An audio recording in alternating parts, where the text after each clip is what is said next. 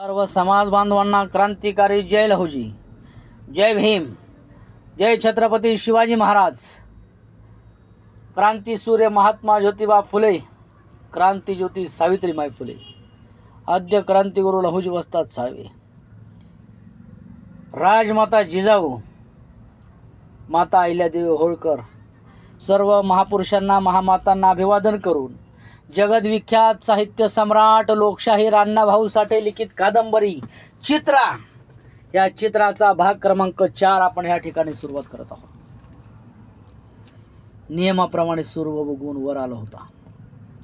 तो मुंबईवर आपली सोनेरी किरणे उधळीत होता. पोर्टमध्ये असलेली उंच गोपुरे सुशोभित दिसत होती. ती तळपत होती. सर्वत्र वातावरण आनंदी होते. मुंबईचे वरिष्ठ व्यवहार सुरू झाले होते. सर्वत्र सभ्य लोक दिसत होते.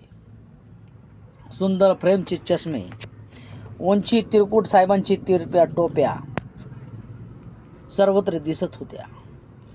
मोटारीची रीग लागली होती. कानात वारे शिरल्यासारखे सर्वत्र धावत होते. सर्व काही यंत्राप्रमाणे फिरत होते. दिवस शांततेचे होते.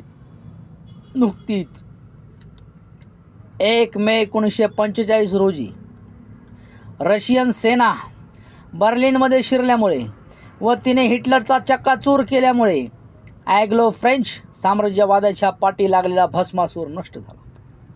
सर्व जगाने सुटकेचा निश्वास टाकला होता. सर्वांना आनंद झाला होता. जाडजूड बूट घातलेले व खाकी पोशाख केलेले रिक्रूट नेव्हीचे शिपाई झुंडीच्या झुंडीने फिरू लागले होते. जाड ओठांचे निग्रो सैनिक आपले अंकुचित डोळे फिरवीत हॉटेलात शिरत होते. लाल भडक युरोपियन अधिकारी आपली फटफटी तकाटीत होता. त्याच्या शेजारी डुबुळक्या बसलेल्या मॅडमच्या झेपऱ्या वाऱ्यावर भुरभुरत होत्या. सर्व काही आनंदी दिसत होते. सोनाच्या घरीही गडबड सुरू झाली होती. सोनाने स्नान केल्यानंतर चित्रा आंघोळीला गेली होती. कृष्णा चहा पीत बसला होता. लालिया ओठात सिगरेटचे धूर गिरत बसला होता. घरातील नोकर कामाला लागले होते. सोना आपले केस पुसत होती आणि आज आपल्या चित्रासाठी काय काय खरेदी करायचे याचा विचार करत होती. दुसरी तिला कशाची चिंता नव्हती. ऐश्वर्य तिच्या चरणी लोटांगण घेत होते. युद्ध संपून गेले होते. देशी परदेशी सैनिक व सेना अधिकारी भारतीय किनाऱ्याला म्हणजे मुंबईत आले होते आणि इंग्रजांनी हिंदी मालाची लूट करण्यासाठी मुद्दाम केलेल्या चलनवाढीमुळे सर्वत्र कमी किमतीच्या नोटा भटकत होत्या. त्यामुळे तिकडे पैसा दिसत होता. सर्व वस्तूच्या किमती वाढल्या होत्या, पण सोनाच्या धंद्यावर त्याचा मुळीच परिणाम झाला नव्हता. उलट तिच्या धंद्याला फारच भरभराट आली होती. ती योजिले ती क्षणात होत होते. ती इच्छील तेवढे पैसे तिला मिळत होते. कारण बडे लष्करी अधिकारी, नेव्हीचे कर्नल, पोलीस, CID, नामवंत धनिक अशी तिची गिराईक होती. तिच्यावर रुपयांचा पाऊस पडत होते. शिवाय जनरल नायर साहेब तिच्यासाठी सदैव तयार होते. ते वाटेल त्या वादळातून तिची नाव यशस्वी हाकारायला तयार होते. त्यामुळे ती कोणालाही भीत नव्हती. तिला कशाचीच पर्वा नव्हती. आपल्या चित्राने जन्मभर दुःख काढले असून आबरूचे रक्षण केले आहे. तिचे चांगले व्हावे यासाठी आपण वाटेल ते करू. तिला सुखी करण्यासाठी वाटेल ते करू या विचारानं सोना दंग झाली होती. खाली भुईवर बसून कृष्णा चहा पित होता. चहा घोटीत होता. बशीतील चहा जिभेने ओढून घेण्याची त्याला घाई झाली होती. तो मनात काहीतरी योजित होता. आपण एकदा मूर्खपणा केला तसा पुन्हा होऊ नये. हे मुंबईचे लोक आम्हा गरिबांना फसवतात आणि मीही येडगर फसलो. त्या सटवीला आपली मेहुणी म्हणून सांगितले. सोनाला नवरा बघ. तिने हो म्हणून आपल्याला एकाकडे नेले. त्याने दुसऱ्याकडे, त्याने तिसऱ्याकडे असे आपणाला 5 जागी नेले आणि त्याने 1000 कबूल करून आपण सोनाला आणून दिली आणि त्या भडव्यांनी चौघांनी आपापली वाटणी घेऊन आपल्या हातास 400 दिले.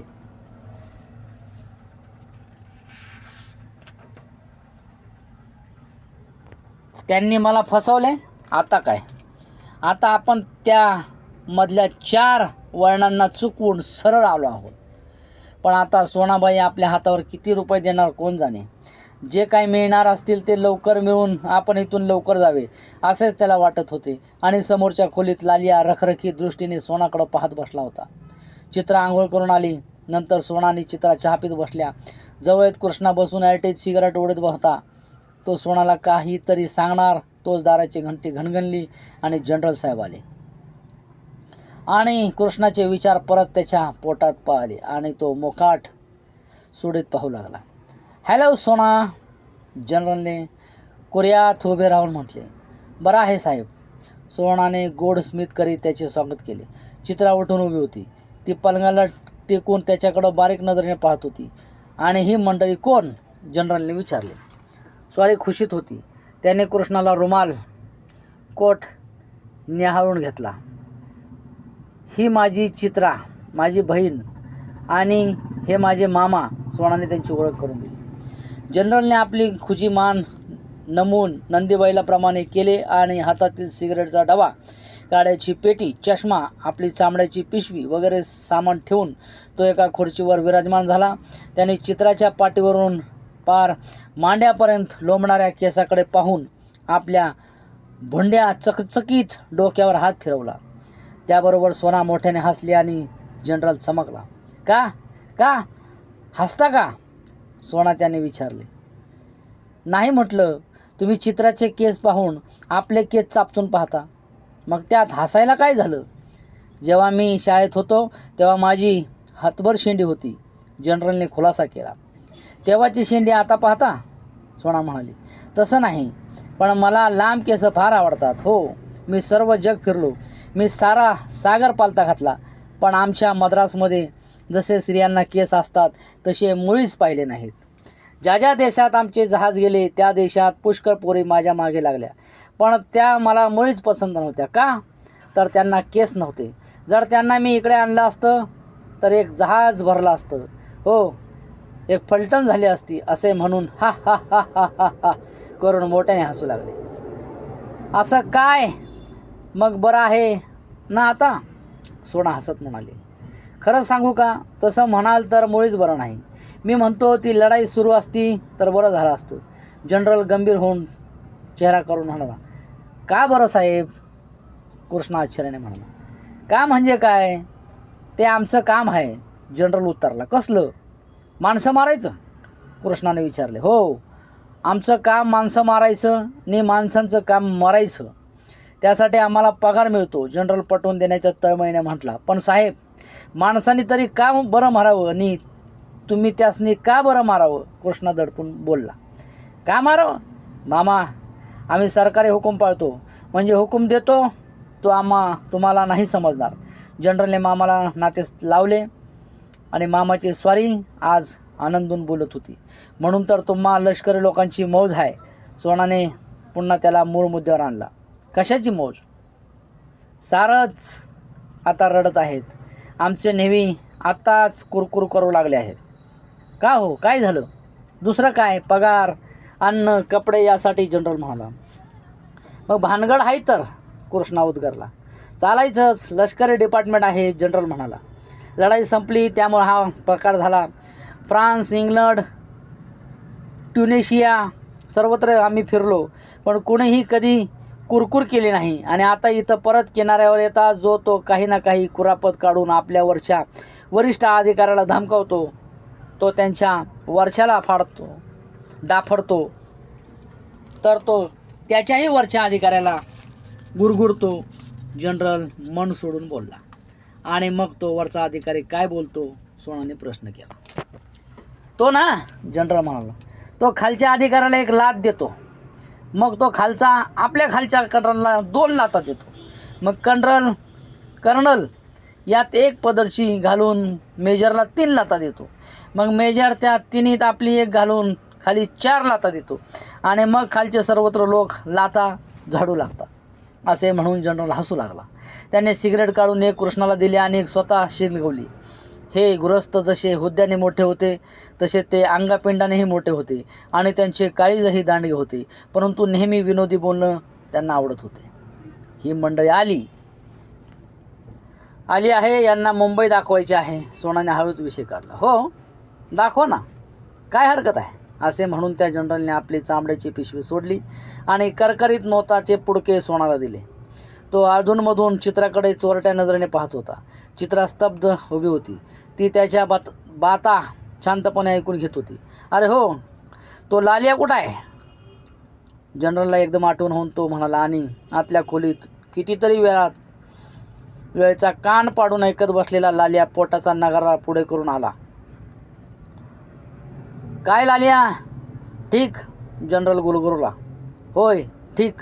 लालियाने हत्तीप्रमाणे मान ओवाळली. अरे हे पहा, ही सोना तू तुझी आई समज व ही चित्रा तुझी मावशी. काय समजलं?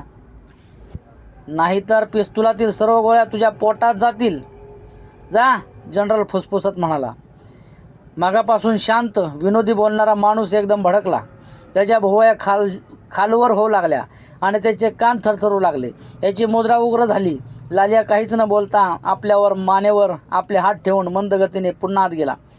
नंतर पाहुण्यांना मुंबई दाखवा, चित्राला कपडे करा, ती किती दिवस राहणार, आपण 2 दिवस येणार नाही वगैरे विचारपूस करून जनरल साहेब निघून गेले.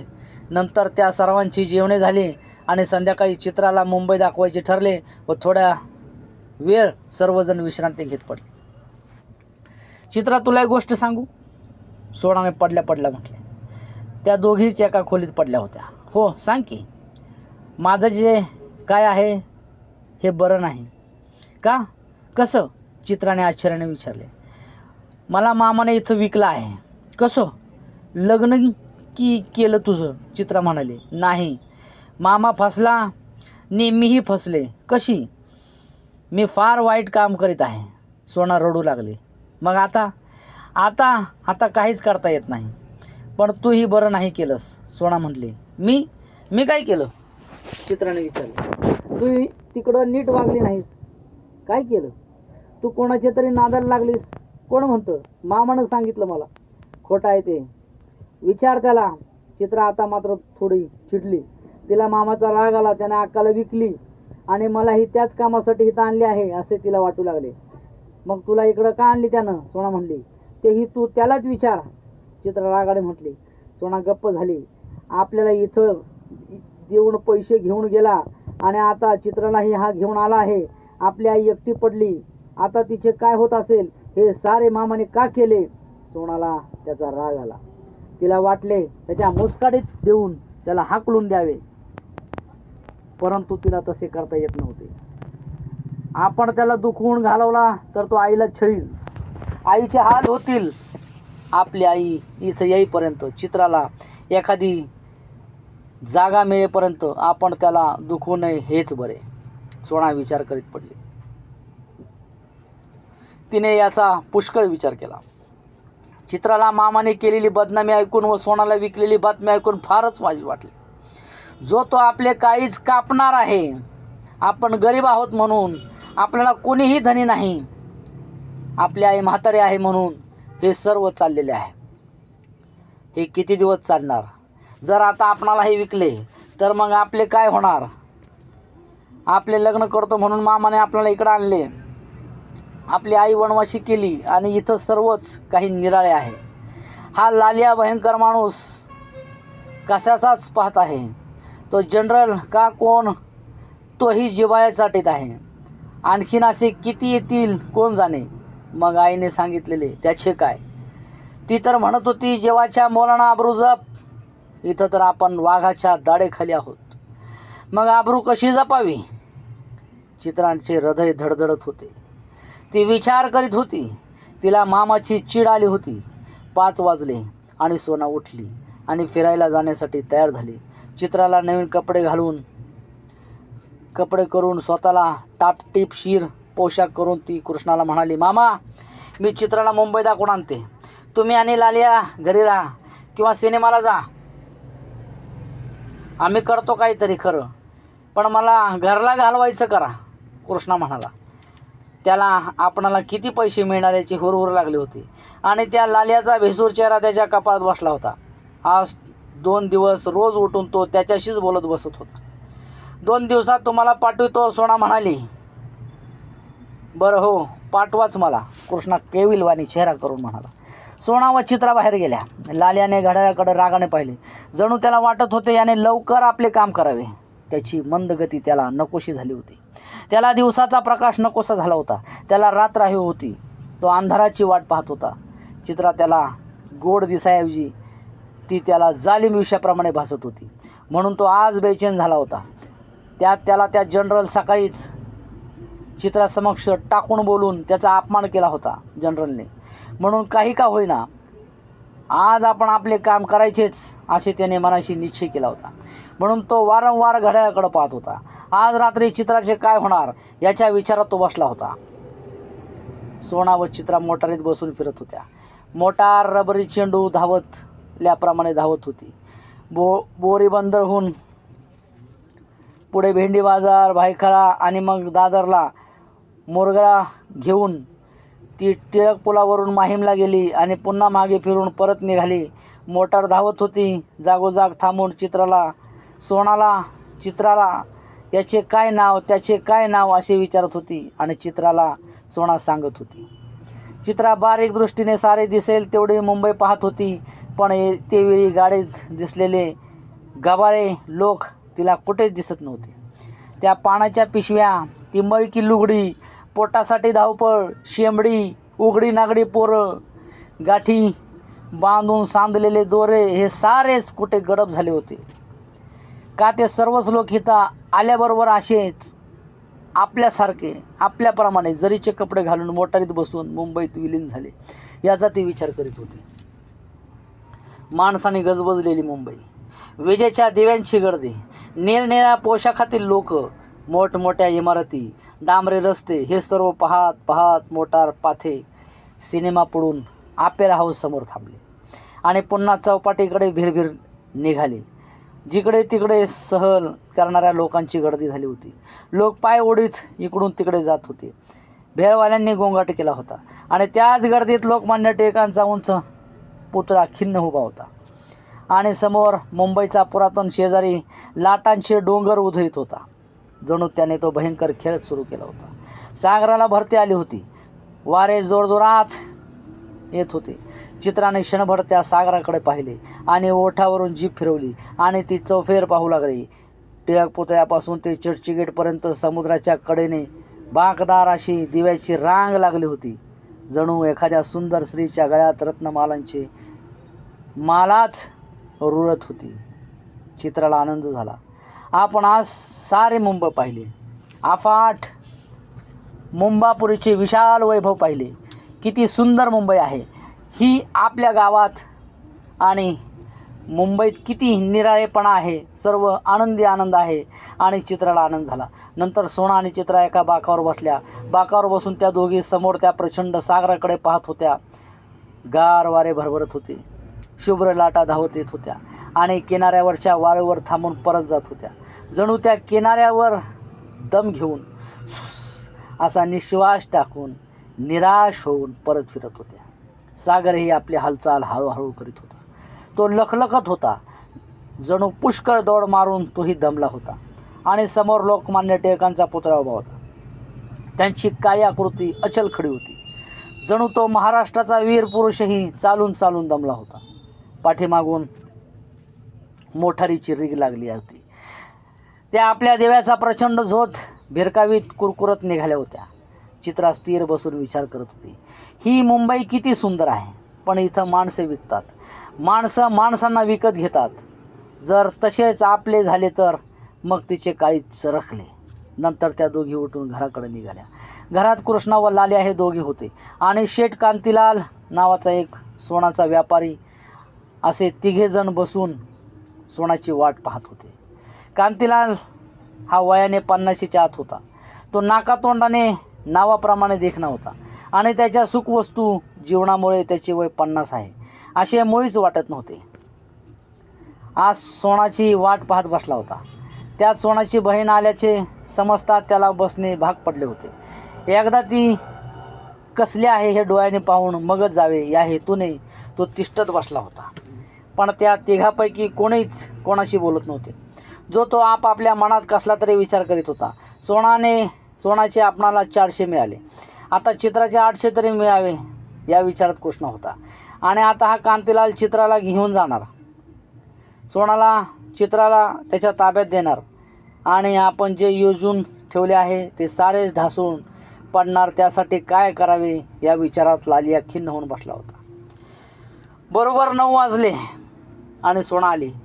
त्या तिघांच्याही क्षणभर विचार मालिका तुटल्या. कांतीलालला पाहून सोनाला आनंद झाला. तिने त्याची प्रथम विचारपूस केली आणि आम्ही जेवण घेतो मग बोलू असे सांगून ती जेवणासाठी गेली. जेवण झाले तेव्हा चित्रा, तू त्या खोलीत जाऊन निज. मामा, तुम्ही उद्या गावी जाण्याची तयारी करा. लालिया, तुम्ही जाऊन निजा असे सांगून ती कांतीलालकडे जाऊन बोलत बसली. हां बोला शेठ, तुम्हाला फारच त्रास झाला आज. सोना दिलगिरी व्यक्त करीत म्हणाली. नाही, काय परवा नाही. मला समजले की तुमची बहीण आली आहे, तेव्हा म्हटलं जावं पाहून म्हणून थांबलो. शेठजींनी स्मित करीत म्हटले आणि आपली खुर्ची पुढे सरकवली. माझ्या बहिणीला काय पाहता शेठ, ती 100 नंबरी सोना आहे.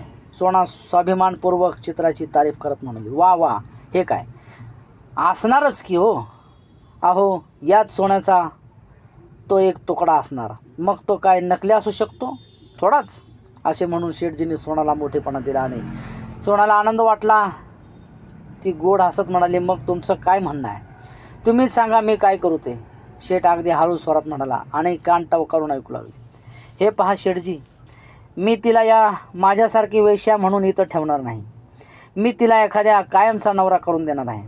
तिच्या देखणेपणाविषयी पाहायची मुळीच गरज नाही. तेव्हा तुम्हाला झेपेल का, सोनाने स्पष्ट सांगितले. शेठजी मुंडी डोलवीत ऐकत होता. न झेपाय काय झालं, मला पण तसंच करायचं आहे. कांतीलाल मोठ्या आनंदाने कबूल करून म्हणाला. मग काय देणार ते सांगा. सोनाने विचारले. ते मी नाही सांगणार, तुम्हीच सांगा. किती सांगा, 1000 2000 बोला. कांतीलाल घाईच झाली. परंतु थोडं थांबा, मला हे सर्व जपून करायचं आहे. प्रथम काही दिवस तिला येथेच ठेवावं लागणार आहे आणि तुम्ही इथं येऊन तिची ओळख करून घ्यायची आणि हे तिच्या मनानं होत आहे असं करायचं. हे तुम्हाला मान्य आहे. सोनाने पुन्हा प्रश्न केला. अरे बाबा, सर्व कबूल. कांतीलालने मनगटावरच्या घड्याळात पाहिले आणि तो म्हणाला. आता 11 वाजले, मी जातो. मी रोज नाही तर 1-2 दिवसात येत राहीन आणि आता हे 800 रुपये ठेवा तुमच्याकडे. जाऊ मी, असे म्हणून तो उठला. सोनानेही मान हलवीत त्याला संमती दिली आणि शेठ शांतीला निघून गेला. सोनाकडे क्षणभर चोहीकडे पाहिले. सर्वत्र शांत होते. लालियाच्या खोलीतून घोरण्याचे भेसूर सूर ऐकू येत होते. नंतर तिने चित्राच्या खोलीत पाहिले. तिकडेही अंधार होता. नंतर ती आपल्या खोलीत जाऊन पलंगावर पडली. बरं झाले, चित्राचे बरं होईल, ती सुखी होईल. कांतीलाल केवढा मोठा माणूस आहे, शिवाय तसा तो वाईटही नाही. आज किती दिवस तो माझ्याकडे येतो, पण एकदासुद्धा त्याने आपल्या अंगाला हात लावला नाही. तसा तो फारच सज्जन आहे आणि इथे आलेल्या कोणत्याच माणसाने असे वर्तन केले नाही. पण हा माणूस काही निराळा आहे. शिवाय पैशाची तर त्याला किंमतच वाटत नाही. माझ्यासाठी तो काय वाटेल ते करील. जर असा माणूस आता माझ्या चित्राला मिळतोय तर मग तिचे नशीबच मोठे, नाही तर काय. परंतु चित्राला हे पसंत पडणार का? चित्राला हे नक्कीच पसंत पडणार आणि मग आईलाही इकडे आणून आम्ही इथेच राहू. तिचे चांगले होईल, फक्त माझे चांगले नाही. शेवटी माझे वाटोळे झाले हे जर आईला समजले तर तिला वाईट वाटेल. परंतु काय करायचे, तिने एक निश्वास टाकला. दिवसभर गोंगाटाने भरलेली मुंबई शांत निजली होती. जणू सर्वत्र यंत्रे आपली घरघर बंद करून निजली होती. अगदी जरा देखील आवाज येत नव्हता. फक्त लालियाच्या खोलीतून भेसूर घोरणे ऐकू येत होते. आता आपणाला सोना नवरा करून देणार, मग आपण आपल्या आईला बोलवून घेणार आणि या सुंदर मुंबईत संसार करणार. अशा गोड गोड कल्पनांची मनोरीच्या मनोरी रचित व जर आपलेही अक्कासारखे झाले तर मग काय, मग आईची आपली भेट होणार नाही. मग आपणही बाजारात बसून स्वतःची विक्री करू या भीतीने धडधडत्या अंतःकरणाने विचार करीत करीत चित्राही निजली होती. शेजारी असलेल्या गोदीतील रखवालदारांचे 1200 टोल दिले. त्यांचा आवाज एका पाठी एक येऊन सोनाच्या हृदयात शिरला आणि लालिया उठून बसला. त्याने कानोसा घेतला. तीनही बाजूनी त्याला घोरण्याची 3 सूर ऐकू आले. तो उठून बसला. त्याला आता फारच आनंद झाला होता. आज आपण आपलेसे करून घेणार, मग पाहू पुढं काय होतं ते. तोच त्याला जनरलची आठवण झाली. त्याची ती उग्र मूर्ती त्याच्या डोळ्यापुढे उभी राहिली. क्षणभर तो भ्याला, पण उद्या तो येथे येईपर्यंत पुष्कळ करता येईल. वाटेल ते करून आपण त्याचा बंदोबस्त करू, नाहीतर इथून जाऊसुद्धा. एकदा का आपले आपणाला मिळाले की मग काय होईल ते होऊ दे. येथे कोण आहे की आपणाला अडविल? आपणच या सर्वांची वाट लावून टाकू शकतो. पण जे काही करावे लागणार ते नंतर करावे लागेल. म्हणजे मिळविली बस, असा विचार करून तो उठला. प्रथम तो सरळ चित्राच्या खोलीकडे जाण्याऐवजी तो सोनाच्या खोलीकडे वळला. त्याने बाहेरून कानोसा घेतला. सोना घोरत होती. त्याला आनंद झाला. तो हळूच पावलाने परत फिरला आणि चित्राच्या खोलीपुढे गेला. आता दार कसे उघडावे असा त्याला प्रश्न पडला. त्याने धडधडत्या अंतःकरणाने आपला हात पुढे करून चापचून पाहिलं. दार बंदच नव्हते. फस, झरझरीत पडदा हलत होता. त्याला पुन्हा आनंद झाला. त्याचे हृदय जास्त वेगाने व मोठ्याने धडधडू लागले. आपली शिकार आपल्या मुठीत आहे असे त्याला वाटू लागले. तो देहभान विसरला. आज आपली इच्छा तृप्त होणार या आनंदानं तो शुद्ध हरपला. त्याने हळूच हात पुढे करून पडदा दूर केला. तेव्हा त्याचा राक्षसी हात थरथर कापत असल्याचा त्याला भास झाला. त्याने दिव्याचे बटन चापटून दाबले. सुंदर जरीच्या पातळात चित्रा निधास निजली होती. तिच्या अंगावरचा पदर दूर झाला होता. त्यामुळे तिचे विशाल वृक्षस्थळ सुंदर दिसत होते. ते दमदार गतीने खाली वर करीत होते. तिच्या चोळीचे बटन निघाले होते आणि तिच्या उराचा शुभ्र भाग स्पष्ट दिसत होता. त्यामुळे निरखून पाहून लालियाला आनंद झाला. जणू आजचीच रात्र अंधार, सर्वांना लागलेली नीच, उघडा दरवाजा आणि चित्राच्या चोळीचे उघडे बटन हे सर्व आज आपल्याला मिळवत आहे. पण जे कसे घ्यावे त्याने आपली तीक्ष्ण दृष्टी झरकण खाली घेतली. तिचे पातळ चोळामोळा करून ते तिच्या मांड्याच्या वर झाले होते. त्यामुळे केळीच्या लुसलुसीत कोंबाप्रमाणे त्या मांड्या दिसत होत्या. त्याने ते सर्व क्षणभर पाहून घेतले आणि मग आपली दृष्टी तिच्या मुखावर रोखली. ती निजली होती. तिचे सुंदर डोळे झाकले होते. तिच्या नोकदार नाकाच्या नाकपुड्या लखलखत होत्या. तिचे ओठ थरथरत होते. एकूण तिचा कोणीही न स्पर्श केलेला देह त्या पलंगावर एकटाच पडला होता. आणि त्याच्यावर किती मोठे दारुण संकट आले आहे ते अगदी उशाला भिडले आहे याची त्याला गंध वाढताही नव्हती. लालिया गोंधळून गेला. त्याला घाई झाली. आपण असे मूर्खाप्रमाणे नुसते पाहत उभे राहणे चुकीचे आहे असे वाटून त्याचे हृदय वेगाने आणि अतिवेगाने धडधडू लागले. जणू त्यालाही अतिघाई झाली होती. आपण आता दिवा मालवून दार बंद करावे असा विचार करून तो फिरला. तोच त्याला एकदम कसली तरी आठवण झाली. त्याने कंबर चाचपून पाहिली. त्याचा चाकू विसरला होता. तो चपळाईने दिव्याच्या बटणाकडे गेला. क्षणात सर्वत्र अंधार दाटला आणि त्याला चित्राचा देह दिसेनासा झाला. लालिया हळूच परत आपल्या खोलीत आला. कारण जर चित्राने प्रतिकार केला तर मग चाकू हा हवाच. त्याचा एक क्षण युगा एवढा झाला होता. त्याला दरदरून घाम फुटला होता. त्याचे पाय थरथरत होते. पुढच्या विचाराने तो धुंद झाला होता. त्याने हळूच आपला चाकू काढला. तो घट्ट मुठीत धरला आणि पुन्हा कानोसा घेतला. सर्वच दुर्दैवी प्राणी निजले होते. त्यांना काळ झोप लागली होती. जणू चित्राच्या शरीरावर खुशाल दरोडा पडावा म्हणून ते सर्व निजले होते. त्याने चाकू घेऊन क्षणभर विचार केला.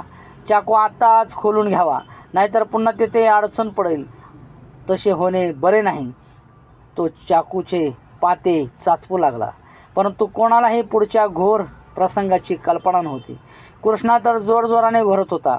आता आपणाला कोणीही अडविणार नाही. आपल्या सभोवती कोणीही नाही. कोणीही जागे नाही असेच त्याला वाटू लागले. त्याच्या कानाची गात्रे बंद झाली होती. त्याने पावलं टाकण्यापूर्वी चाकू उघडला आणि टर असा मोठा आवाज झाला आणि एकदम सोना धडपण उठली. तिची भीतीने गाळण उडाली. तिने एकदम दिव्याच्या बटणाकडे झेप घेतली आणि दिवा लावला आणि अंगावरचा पदर उडताच ती बाहेर पडली. तिने चित्राच्या खोलीकडे धाव घेतली. दार उघडे होते. तिला घेरीच आली. तिचे काळीज धडधडू लागले. तिचे सर्वांग थरथरू लागले. आता काय झाले असेल या कल्पनेने ती भांबावून गेली आणि तिने कानोसा घेतला. त्या दिवशी लालियाने सोनावर असाच प्रसंग आणला होता. त्या दिवशी तिने त्याचा प्रतिकार करण्याची शिकस्त केली होती, परंतु त्यावेळी लालियाने शेवटी हाच आपला चाकू उघडला होता. त्याचा तो दृष्ट आवाज ऐकूनच सोना निष्प्राण झाली आणि मग त्याने आपले कार्य उरकले होते. तो आवाज ती कधीच विसरली नाही. सोनाला त्याची सारखी आठवण होत होती. ज्यावेळी ती लाल्याकडं पाही त्यावेळी सोनाला त्या आवाजाची आठवण होत होती आणि भीतीने तिची गाळण उडत होती. आजही तो आवाज झोपेत ऐकून ती उभी आली. तिने दिवा लावला. चित्रा सुखरूप निजली होती. तेथे कोणीही नव्हते. क्षणभर तिने चौफेर पाहून घेतले. कोणीही नव्हते. तिने समाधानाचा श्वास घेतला.